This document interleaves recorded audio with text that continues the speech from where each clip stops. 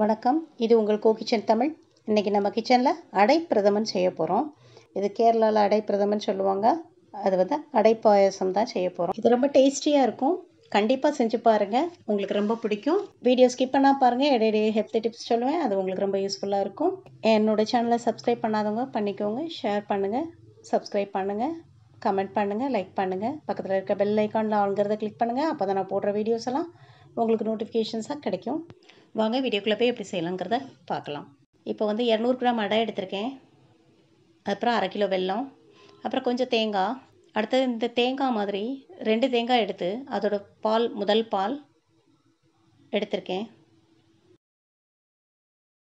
அப்புறம் 2வது 3வது பால் எடுத்து வச்சுருக்கிறேன்.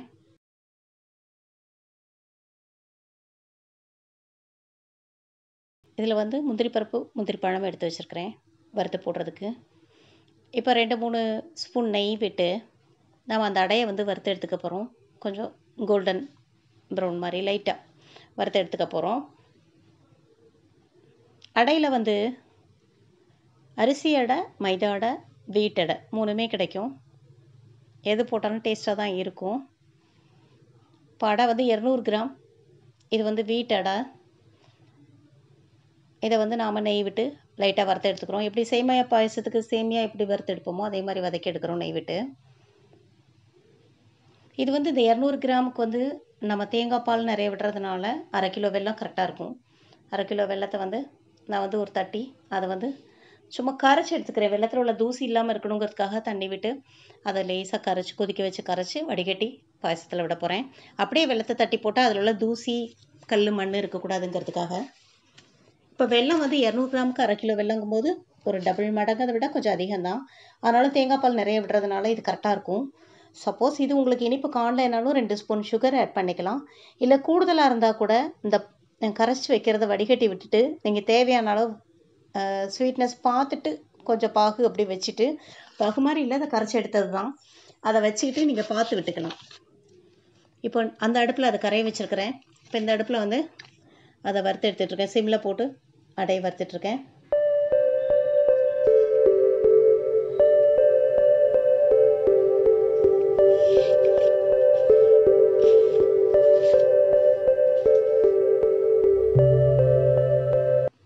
அடை வறுத்தாச்சு. அடுத்தது 2வது 3வது பாலை வந்து ஒரு சில்வர் பாத்திரத்தில் வந்து 2வது 3வது பாலை எடுத்திருக்கேன். இதை வந்து கொதிக்க வச்சு அந்த வறுத்த அடையை அதில் போட்டு கொதிக்க விட போகிறோம். இடையிடையே கிண்டிக்கிட்டே இருக்கணும். ஏன்னா இது வந்து சேர்ந்து பிடிச்சிருங்கிறதுனால இடையிடையே கிண்டி கிண்டி விட்டுட்டே இருக்கணும். இப்போ இதை வேக விடுறோம் வறுத்த அடையை.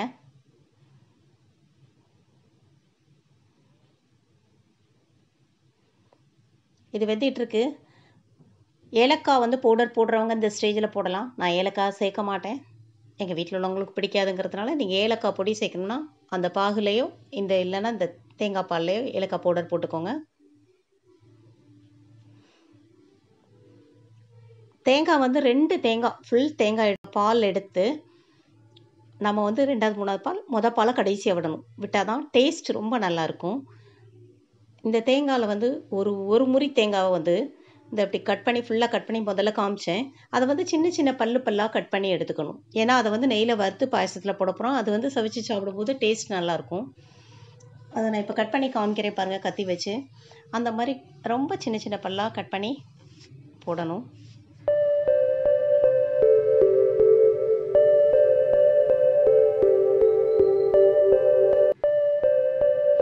நீங்கள் அந்த சிரட்டையிலேருந்து தேங்காய் கீறும்போதே இப்படி நீள வாக்கில், இப்போ நான் காமிச்சேன் இல்லையா ஒரு தேங்காய், அது மாதிரி நீளமாக அப்படி கீறி எடுத்துக்கிட்டு இப்படி கட் பண்ணிடலாம். இப்போ கட் பண்ணி காமிக்கிறேன்ல, இதே மாதிரி சின்ன சின்னதாக தகடாக கட் பண்ணிடணும். அப்போ தான் அது நல்லா வறுபடும் நெய்யில். இப்போ காமிச்சிருக்கேன் பாருங்கள், இதே மாதிரி அவ்வளோ ஒரு முறி தேங்காவே நம்ம கட் பண்ணி எடுத்துக்கணும். இந்த தட்டில் உள்ளது ஃபுல்லாக ஒரு முறி.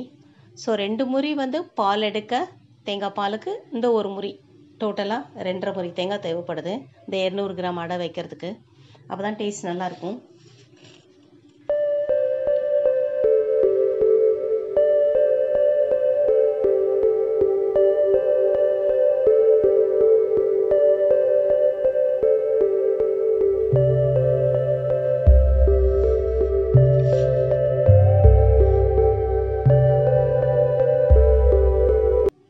இப்போ கொஞ்சம் கொதிச்சு வந்ததுனால நம்ம இந்த பாகை வந்து அடை கொஞ்சம் வெந்ததுனால இந்த பாகு வந்து வடிகட்டி விட்டுக்கிறோம். இதில் கொஞ்சம் வச்சுக்கோங்க மிச்சம். இனிப்பை பார்த்துட்டு தேவைன்னா சேர்த்துக்கோங்க. இப்போ இதை கிண்டிகிட்டே இருக்கணும்.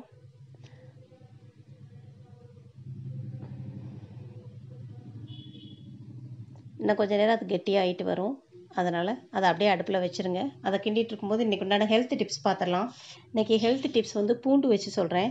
இந்த பூண்டில் வந்து அல்லிசின்கிற ஒரு மருத்துவ குணம் இருக்குது. இரத்த குழாயில் வந்து கொழுப்பு படிவதை வந்து இந்த பூண்டு தடுக்கிறது. அடுத்தது வந்து வாயு கோளாறை வந்து சரி செஞ்சு ஜீரண சக்தியை வந்து தூண்டும் பூண்டோட நன்மைகள். அடுத்து ஜலதோஷம், காது வலி, முகப்பரு, ஊளை சதை, புழுத்தொல்லை, மூல நோய் ஆகியவற்றுக்கெலாம் இது வந்து நல்ல மருந்து. அடுத்தது வந்து பூண்டை வந்து அரைச்சி நல்லா பத்து மாதிரி போட்டால் கட்டி கூட கரையும்னு சொல்கிறாங்க. அடுத்ததாக சுளுக்கை வந்து இது குணமாக்கும்.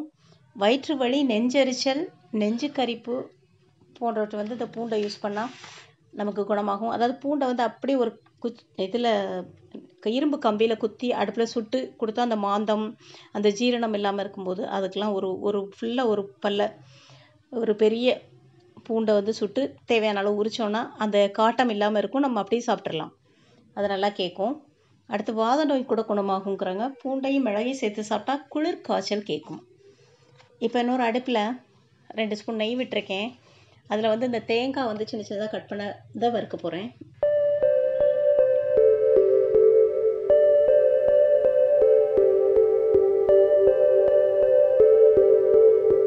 இந்த பாருங்கள், சின்ன சின்ன பல்பெல்லாம் கட் பண்ணியிருக்கேன். அதே மாதிரி கட் பண்ணி அந்த நெய்யில் போட்டு நம்ம சிம்லேயே வச்சு வறுக்கணும். கொஞ்சம் வேணால் ஆனில் வச்சுக்கலாம். நல்லா ப்ரௌனாக வர்ற அளவு நல்லா வறுத்துடணும். அப்போ தான் அது மணமாக இருக்கும்.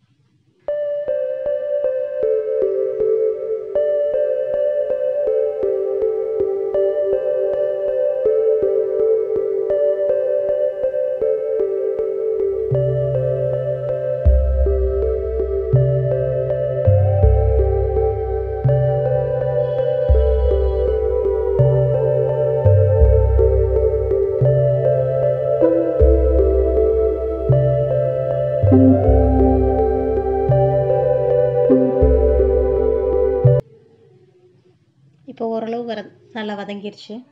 அந்த தேங்காய் நல்லா ப்ரௌனாக வறுத்தாச்சு. இப்போ வந்து அதில் தூக்கி கொட்டிட்டு அதே சட்டியில் முந்திரி பருப்பையும் முந்திரி பழத்தையும் பொரித்து அதில் போடணும்.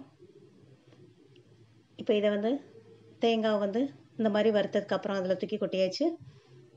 அடுத்து கடைசி பாயசத்துக்கு தாளித்து கொட்ட வேண்டியதான்.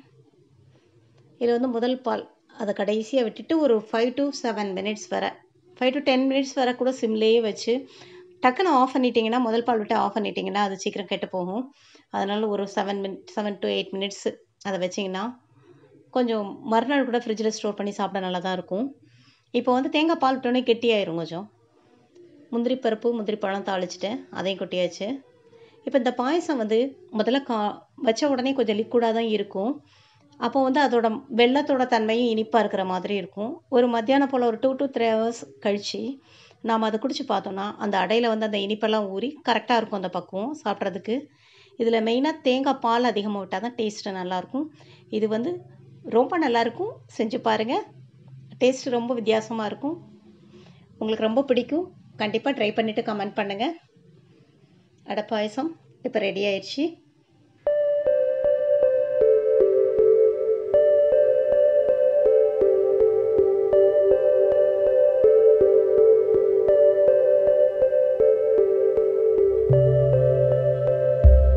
பார்க்கவே இவ்வளோ அழகாக இருக்குது பாருங்கள். சாப்பிட்டாலும் உங்களுக்கு ரொம்ப பிடிக்கும். தேங்க்யூ ஃபார் வாட்சிங் திஸ் வீடியோ.